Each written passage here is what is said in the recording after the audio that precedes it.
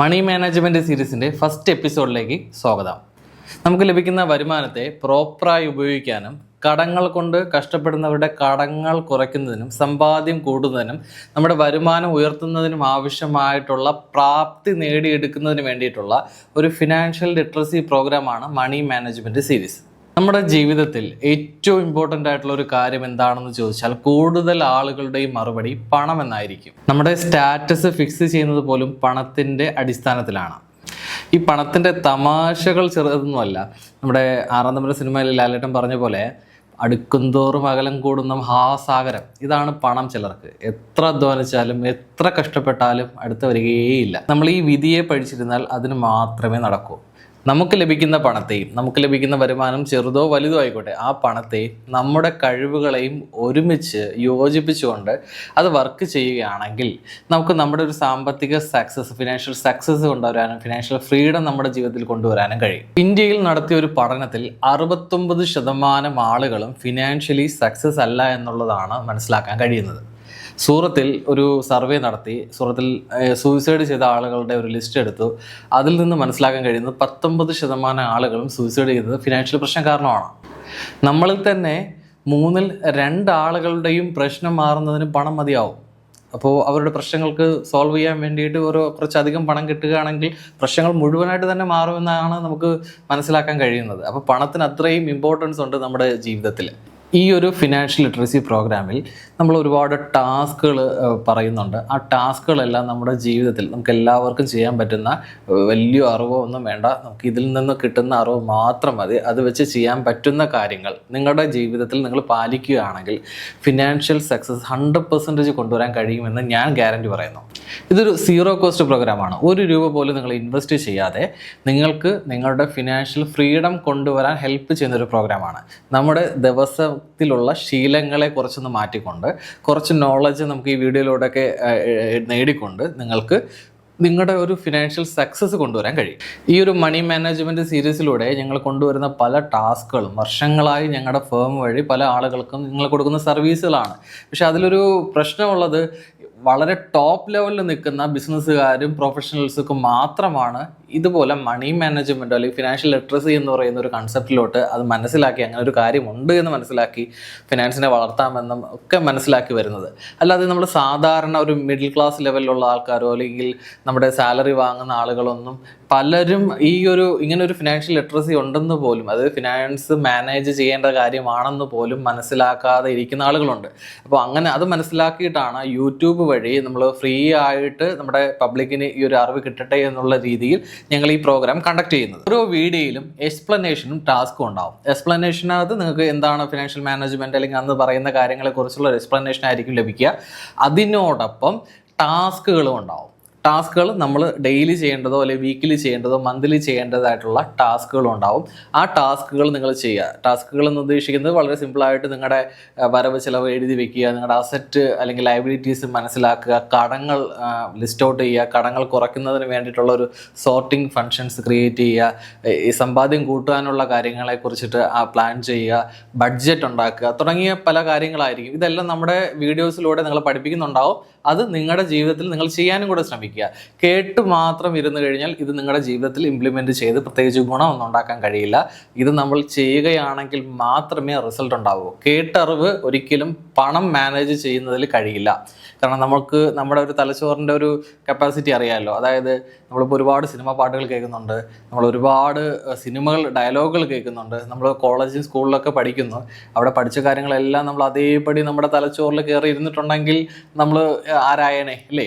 അപ്പോൾ അതുപോലെയാണ് നമ്മുടെ തലച്ചോറിന് ആവശ്യമുള്ള കാര്യങ്ങൾ മാത്രമേ തലച്ചോറ് ഫീഡ് ചെയ്യുള്ളൂ. അപ്പോൾ നമ്മൾ ഈ പറയുന്ന ടാസ്കുകൾ നമുക്ക് അവനത് ആവശ്യമാണെന്ന് നമ്മുടെ തലച്ചോറ് മനസ്സിലാക്കിയാൽ മാത്രമേ ആ ഒരു സക്സസ് കൊണ്ടുവരാൻ വേണ്ടിയിട്ട് നമ്മുടെ ശരീരം നമ്മളാണ് ഏറ്റവും കൂടുതൽ വില്ലനായിട്ടിരിക്കുന്നത്. നമ്മുടെ സക്സസിന് എഗെയിൻസ്റ്റ് ആയിട്ടിരിക്കുന്നത് നമ്മൾ തന്നെയായിരിക്കും. അപ്പോൾ നമ്മുടെ തലച്ചോറ് നമുക്ക് സപ്പോർട്ട് ചെയ്ത് നിൽക്കണമെന്നുണ്ടെങ്കിൽ നമ്മൾ ആദ്യം കുറേ ടാസ്കുകളോട് ചെയ്യണം, നമ്മുടെ പ്രവൃത്തികളോട് ചെയ്ത് കേട്ടിരുന്നാൽ മാത്രം നമ്മുടെ ജീവിതത്തിൽ മാറ്റം വരില്ല എന്നാണ് ഞാൻ പറഞ്ഞതിൻ്റെ സാരം. ഈ ഒരു പ്രോഗ്രാമിൽ ആരൊക്കെയാണ് പങ്കെടുക്കേണ്ടത്? നമുക്ക് വരുമാനമുണ്ട്, പക്ഷേ ഒരു ഫിനാൻഷ്യൽ സക്സസ്സോ ഒരു ഫിനാൻഷ്യൽ ഫ്രീഡമോ ഇല്ലാത്ത ആളുകൾ, കടം കൂടുകയല്ലാതെ കുറയുന്നില്ല, അതുപോലെ സമ്പാദ്യമൊന്നും പ്രത്യേകിച്ച് കിട്ടുന്നില്ല, അല്ലെങ്കിൽ ഒരുപാട് വരുമാനമുണ്ട് പക്ഷേ ഇതിന് പ്രത്യേകിച്ച് ഗുണമൊന്നുമില്ല, വരുന്നു ചിലവായി പോകുന്നു, അങ്ങനെയുള്ള ആളുകൾ. പിന്നെ ഈ ലോട്ടറി അടിക്കുന്ന ആൾക്കാരെ കേട്ടിട്ടില്ലേ? കോടികൾ ലോട്ടറി അടിച്ചിട്ടുണ്ടാവും, കുറേ വർഷം കഴിയുമ്പോൾ അവർ പണ്ടുണ്ടായിരുന്ന അതേ സ്ഥിതിയിലോട്ട് തിരിച്ചു വരും. ഈ അടുത്ത സമയത്ത് ഒരു ന്യൂസ് കണ്ടതാണ്. വർഷങ്ങൾക്ക് മുമ്പേ ഒരു ലോട്ടറി അടിച്ച ഒരാൾ, കോടികളുടെ ലോട്ടറി അടിച്ച ആളാണ്. അയാൾ ആ ക്യാഷ് കൊണ്ടൊരു വീട് വെച്ചു. വീട് വെച്ച ശേഷം ഇപ്പോൾ ആ വീടിൻ്റെ കട്ടളയും വാതിലും ഒക്കെ പൊളിച്ച് വിറ്റ് ജീവിക്കുന്നു എന്ന് പറഞ്ഞ് കേൾക്കുന്നുണ്ടായിരുന്നു. അപ്പോൾ ഇതുപോലെയാണ്. അപ്പോൾ ഒരു നമുക്ക് ലഭിക്കുന്ന ഫിനാൻസിനെ മാനേജ് ചെയ്യാൻ നമുക്ക് അറിയില്ല എന്നുണ്ടെങ്കിൽ എത്ര കോടി ഇനി കിട്ടിയെന്ന് പറഞ്ഞിട്ടും പ്രത്യേകിച്ച് കാര്യമൊന്നുമില്ല. ഒരിക്കൽ കൂടി വീഡിയോയിലേക്ക് സ്വാഗതം. ഫസ്റ്റ് ചാപ്റ്ററിൽ നമ്മൾ മനസ്സിലാക്കുന്ന 2 കാര്യങ്ങളാണ്. ഒന്ന്, ഡെയിലിയുള്ള ഫിനാൻഷ്യൽ ട്രാൻസാക്ഷൻസ് റെക്കോർഡ് ചെയ്യുക എന്നുള്ളതും നമ്മുടെ ഒരു സേവിങ് ഹാബിറ്റ് ക്രിയേറ്റ് ചെയ്യുക എന്നുള്ളതാണ്. ഇപ്പോൾ ഫിനാൻഷ്യൽ ട്രാൻസാക്ഷൻ റെക്കോർഡ് ചെയ്യുന്നത് എങ്ങനെയെന്ന് ഞാൻ പറയാം. അതായത് നിങ്ങൾ എന്നാണോ വീഡിയോ കാണുന്നത് ആ കാണുന്ന ദിവസം മുതൽ നിങ്ങളുടെ ഒരു ദിവസത്തെ വരവും ചിലവ് 2 പോർഷനായിട്ട് ഒരു ബുക്കോ അല്ലെങ്കിൽ ഒരു എക്സൽ ഷീറ്റോ നിങ്ങളുടെ മൊബൈലിലോ അല്ലെങ്കിൽ ഏതെങ്കിലും ആപ്ലിക്കേഷനോ ഏതായാലും കുഴപ്പമില്ല. നിങ്ങൾ ഒരു ദിവസത്തെ ട്രാൻസാക്ഷൻ 2ആയിട്ട് സ്പ്ലിറ്റ് ചെയ്യുക. 1 ഇൻകം, 2 എക്സ്പെൻസസ്. പ്രത്യേകിച്ച് ഫോർമാറ്റൊന്നുമില്ല. ഞാൻ ഒരു ഫോർമാറ്റ് ഞാൻ ഇതിൽ സ്ക്രീനിൽ കാണിക്കുന്നുണ്ട്. അതിനോടൊപ്പം നിങ്ങൾക്ക് ഇഷ്ടപ്പെട്ട ഏതെങ്കിലും ഒരു ഫോർമാറ്റിൽ നിങ്ങൾക്ക് എഴുതാം. അതിനകത്ത് വേണ്ടത് ഒരു ഡേറ്റ് ആണ് വേണ്ടത്, അതിനോടൊപ്പം ഇൻകം, എക്സ്പെൻസസ്. ഇനി ഇൻകം എഴുതുന്നത് ആ ദിവസം നമുക്ക് വന്നത് എന്തൊക്കെയാണോ, ഇപ്പോൾ സാലറി ലഭിച്ചിട്ടുണ്ടാവാം, അല്ലെങ്കിൽ നമുക്ക് ഡെയിലി കൂലി ലഭിച്ചിട്ടുണ്ടാവാം, അല്ലെങ്കിൽ ഏതെങ്കിലും ഇൻസെൻറ്റീവ് കിട്ടിയിട്ടുണ്ടാവാം, ഏതെങ്കിലും ആയിക്കോട്ടെ, ആ ഇൻകം നമ്മൾ എന്ത് ചെയ്യുന്നു, ഇൻകം പോർഷനകത്ത് എഴുതുന്നു. രണ്ടാമത്തേത് എക്സ്പെൻസസ് ആണ്. എക്സ്പെൻസ് എഴുതുമ്പോൾ ശ്രദ്ധിക്കേണ്ടത് മാക്സിമം എക്സ്പ്ലെയിൻ ചെയ്ത് എക്സ്പെൻസ് എഴുതുക. എക്സ്പെൻസിൻ്റെ പേരുകൾ മാത്രമാണ് വേണ്ടത്, മാക്സിമം എക്സ്പ്ലെയിൻ ചെയ്ത് എഴുതുക. അതായത് ഇന്ന് രാവിലെ നമ്മൾ ന്യൂസ് പേപ്പറിന് പേയ്മെൻറ്റ് കൊടുത്ത് ന്യൂസ് പേപ്പർ പേയ്മെൻറ്റ് എഴുതുക. 2, നമ്മൾ ഹോട്ടലിൽ പോയി ഫുഡ് കഴിക്കുകയാണ്. ഹോട്ടലിൽ പോയി ഫുഡ് കഴിക്കുന്ന സമയത്ത് നമുക്ക് ബേസിക്കായിട്ട് നമ്മൾ ഒരു മീൽസ് കഴിച്ചു, അത് സെപ്പറേറ്റ് ആയിട്ട് എഴുതുക. അത് കഴിഞ്ഞ് നമ്മളൊരു ജ്യൂസ് കുടിച്ചു, അതും സെപ്പറേറ്റ് ആയിട്ട് എഴുതുക. അത് കഴിഞ്ഞ് നമ്മൾ പുറത്തിറങ്ങാൻ നേരത്ത് ഒരു സ്നാക്സ് വാങ്ങിച്ചു, അതും സെപ്പറേറ്റ് ആയിട്ട് എഴുതുക. അതുപോലെ എക്സ്പ്ലെയിൻ ചെയ്ത് എഴുതാൻ പറ്റുന്നത് എത്രത്തോളമാണോ അത്രയും എക്സ്പ്ലെയിൻ ചെയ്ത് എഴുതുക. കാരണം അത് കാണുമ്പോൾ നമുക്ക് മനസ്സിലാക്കണം ഇതൊക്കെയാണ് ഈ ഒരു ആവശ്യങ്ങൾക്ക് വേണ്ടിയിട്ടാണ് ഞാൻ ഇന്ന് ക്യാഷ് ചിലവാക്കിയതെന്നുള്ളത്. അതുപോലെ ഇത് എല്ലാ ദിവസവും ആവർത്തിക്കുക. ഇപ്പോൾ 1-ാം തീയതി നമ്മൾ സ്റ്റാർട്ട് ചെയ്തു, 2-ാം തീയതി അതുപോലെ എഴുതുക, 3-ാം തീയതി അതുപോലെ എഴുതുക. അപ്പോൾ എഴുതുമ്പോൾ ഓരോ ദിവസത്തിനും മുന്നേ ഉള്ള 1, 2, 3, 4 ദിവസത്തെ ട്രാൻസാക്ഷൻ വെറുതെ ഒന്ന് മറിച്ച് നോക്കുക. അതായത് ഇപ്പോൾ 5-ാം തീയതിയാണ്, 1-ാം തീയതി നമ്മൾ സ്റ്റാർട്ട് ചെയ്തു, 5-ാം തീയതി വരുത്തി. അപ്പോൾ നമ്മൾ ഓരോ ട്രാൻസാക്ഷനും എഴുതുന്ന സമയത്ത് ജസ്റ്റ് ഒന്ന് പ്രീവിയസ് ദിവസത്തിലൂടെ ഒന്ന് നോക്കുക. അപ്പോൾ ഇന്ന് നമ്മൾ ഫുഡ് എക്സ്പെൻസിന് വേണ്ടി ചിലവാക്കിയത് എത്രയാണ്, കഴിഞ്ഞ ദിവസം ചിലവാക്കിയത് എത്രയാണെന്നുള്ളൊരു ഐഡിയ നമുക്ക് ലഭിക്കും. ഈ ഒരു ആക്ടിവിറ്റി നിങ്ങൾ ചെയ്ത് തുടങ്ങുമ്പോൾ തന്നെ 2-3 ദിവസത്തിനുള്ളിൽ തന്നെ നിങ്ങൾക്ക് റിസൾട്ട് കിട്ടി തുടങ്ങും. കാരണം നിങ്ങൾക്കൊരു മെൻ്റൽ ഒരു നോളജ് ഉണ്ടാവും. നമ്മുടെ ചിലവുകൾ ഇതുപോലെയാണ്, അല്ലെങ്കിൽ അൺനെസസറി ചിലവുകൾ പലപ്പോഴും ഇപ്പോൾ നമ്മൾ അറിയുന്നുണ്ടാവില്ല. ഒരു ദിവസവും നമ്മൾ ചിലവാക്കുന്ന ഒരുപാട് അൺനെസസറി എക്സ്പെൻസസ് ഉണ്ടാവും. ആ അൺനെസസറി എക്സ്പെൻസുകളൊക്കെ നമുക്ക് ഇതിനകത്ത് നിന്ന് ഈസി ആയിട്ട് അണ്ടർസ്റ്റാൻഡ് ചെയ്യാൻ പറ്റും. ഇപ്പോൾ ഇങ്ങനൊരു ട്രാൻസാക്ഷൻ നിങ്ങൾ എഴുതി വെക്കുകയാണെങ്കിൽ തന്നെ, എഴുതി വെക്കുന്നു, അതിനോടൊപ്പം പ്രീവിയസ് ഡേറ്റിലുള്ള എക്സ്പെൻസുകളും ഈ വരുമാനവും മനസ്സിലാക്കുകയാണെങ്കിൽ തന്നെ ഒരാഴ്ച കഴിയുമ്പോൾ തന്നെ നിങ്ങളുടെ എക്സ്പെൻസിൻ്റെ അളവ് കുറയും. നിങ്ങൾ അനാവശ്യമായി ചിലവാക്കിക്കൊണ്ടിരിക്കുന്ന ചിലവുകളെല്ലാം കമ്പാരിറ്റീവ്ലി കുറഞ്ഞു വരുന്നത് നിങ്ങൾക്ക് തന്നെ കാണാൻ പറ്റും. ഇനി നെക്സ്റ്റ് ചെയ്യേണ്ടത്, ഇത് 1 മാസം കംപ്ലീറ്റ് ആകുമ്പോൾ ഓരോ എക്സ്പെൻസസിൻ്റെയും ടോട്ടൽ നമ്മൾ ചെയ്യുക. ആദ്യം പറഞ്ഞ ടാസ്ക് ഇതാണ്, ഡെയിലി എക്സ്പെൻസസ് എഴുതുക. അതിനോടൊപ്പം 1 മാസം ആകുമ്പോൾ ഇതിനെ ടോട്ടൽ ചെയ്യുക.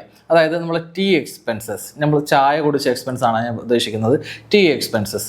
ഈ ടീ എക്സ്പെൻസസ് നമ്മൾ എന്ത് ചെയ്യുന്നു, 1 മാസത്തേതെല്ലാം ആഡ് ചെയ്ത് ഇത്ര വാങ്ങി എന്നുള്ളത് മനസ്സിലാക്കുക. നമ്മൾ ഫുഡ് എക്സ്പെൻസസ് എത്രയാണോ വന്നത്, ന്യൂസ് പേപ്പർ എക്സ്പെൻസസ് അല്ലെങ്കിൽ ഫ്യൂവൽ, പെട്രോൾ എത്ര അടിച്ചു, അപ്പോൾ ഈ എക്സ്പെൻസസ് എല്ലാം ടോട്ടൽ ചെയ്ത് വെക്കുക. അപ്പോൾ 1 മാസത്തെ 30 ദിവസം ഉണ്ടെങ്കിൽ ആ 30 ദിവസത്തെ എക്സ്പെൻസസ് എല്ലാം കൂടെ ചേർന്ന് നമ്മൾ ആഡ് ചെയ്ത് വെക്കുക. ഇൻകവും എക്സ്പെൻസസും ആഡ് ചെയ്യുക. അപ്പോൾ നമുക്ക് മനസ്സിലാവും 1 മാസത്തിൽ എത്രത്തോളം എക്സ്പെൻസസ് വന്നുള്ളത്. ഇത് നമ്മൾ നെക്സ്റ്റ് മന്തിലുള്ള എക്സ്പെൻസുമായിട്ട് കമ്പാരിസൺ ചെയ്യാൻ വേണ്ടിയിട്ടാണ്. അപ്പോൾ ഡെയിലി കമ്പാരിസൺ നമ്മൾ ഓൾറെഡി ചെയ്യുന്നുണ്ട്. ഇനി മന്ത്ലി കമ്പാരിസൺ നമ്മൾ വരും. ചില ആളുകൾക്ക് വേണമെങ്കിൽ വീക്കിലി കമ്പാരിസൺ എന്നുള്ളൊരു കൺസെപ്റ്റും ചെയ്യാം. വീക്കിലി ആഡ് ചെയ്തിട്ട് വീക്കിലി വേണമെങ്കിൽ കമ്പാരിസൺ ചെയ്യുന്നവർക്ക് അങ്ങനെയാണ് ചെയ്യാം. പക്ഷേ മന്ത്ലിയും ഡെയിലിയും ചെയ്യേണ്ടത് നിർബന്ധമാണ്. ഇത് നിർബന്ധമായിട്ട് ചെയ്യുകയാണെന്നുണ്ടെങ്കിൽ നമ്മുടെ ഫിനാൻഷ്യൽ ട്രാൻസാക്ഷൻസ് നമുക്ക് തന്നെ മനസ്സിലാക്കാൻ കഴിയും. നമ്മൾ തന്നെയാണ് ചിലവാക്കുന്നത്, നമ്മുടെ അക്കൗണ്ടിൽ തന്നെയാണ് ചെയ്യുന്നത്, നമ്മുടെ പോക്കറ്റിൽ നിന്ന് തന്നെയാണ് കൊടുക്കുന്നത്, നമ്മൾ അറിഞ്ഞ് തന്നെയാണ് ചെയ്യുന്നതെങ്കിൽ പോലും നമുക്ക് ഇതിലൊരു ക്ലാരിറ്റി ഇല്ല എന്നുള്ളതാണ് സത്യം. ഇത് മനസ്സിലാക്കണമെങ്കിൽ നിങ്ങൾ 2 ദിവസമെങ്കിലും വെറുതെ എഴുതി നോക്കൂ. 2 ദിവസമെങ്കിലും നിങ്ങളുടെ വരവും ചിലവും എഴുതി നോക്കൂ. തീർച്ചയായിട്ടും നിങ്ങൾക്ക് മനസ്സിലാവും നിങ്ങളുടെ തലച്ചോറ് നിങ്ങൾ അറിഞ്ഞാണ് ചെയ്യുന്നതെങ്കിലും നിങ്ങൾ എത്ര അബദ്ധങ്ങൾ നിങ്ങൾ ചെയ്യുന്നുണ്ടെന്ന് ഫിനാൻഷ്യൽ പരമായിട്ട് മനസ്സിലാക്കാൻ കഴിയും. രണ്ടാമത്തെ ടാസ്ക് നമ്മുടെ സേവിങ്സ് ഹാബിറ്റ് ക്രിയേറ്റ് ചെയ്യുക എന്നുള്ളതാണ്. അപ്പോൾ ഈ വീഡിയോ നിങ്ങൾ എന്നാണോ കാണുന്നത് അല്ലെങ്കിൽ ഈ പ്രോഗ്രാമിൽ എന്നാണോ നിങ്ങൾ സ്റ്റാർട്ട് ചെയ്യുന്നത് അന്ന് മുതൽ 10 രൂപ വെച്ച് സേവ് ചെയ്യാൻ ശ്രമിക്കുക. മിനിമം 10 രൂപ വെച്ച് സേവ് ചെയ്യാൻ ശ്രമിക്കുക. ക്യാഷ് ആയിട്ട് വേണമെങ്കിൽ കീപ്പ് ചെയ്യാം, ഇല്ലെങ്കിൽ നിങ്ങൾക്ക് ഓൺലൈനായിട്ട് ഏതെങ്കിലും ആപ്ലിക്കേഷനകത്ത് വാലറ്റ് ക്രിയേറ്റ് ചെയ്തിട്ട് അതിലും കീപ്പ് ചെയ്യാം. നിങ്ങൾ ഇതിന് വേണ്ടി 1 രൂപ എക്സ്പെൻസ് മുടക്കരുത്. ഇപ്പോൾ നമ്മൾ കുടുക്കയൊക്കെ വാങ്ങത്തില്ലേ, അപ്പോൾ അതുപോലെ കുടുക്ക വാങ്ങി അതിനകത്ത് ഇൻവെസ്റ്റ് ചെയ്യാനൊന്നും ശ്രമിക്കേണ്ട. നിങ്ങൾ ചെയ്യേണ്ടത് നിങ്ങൾ 1 രൂപ ചിലവ് വരാത്ത രീതിയിൽ ഈ 10 രൂപ നിങ്ങൾക്ക് സേവ് ചെയ്യാൻ പറ്റണം. പക്ഷേ നിങ്ങൾ 1 രൂപ പോലും എക്സ്പെൻസായിട്ട് മുടക്കരുത്.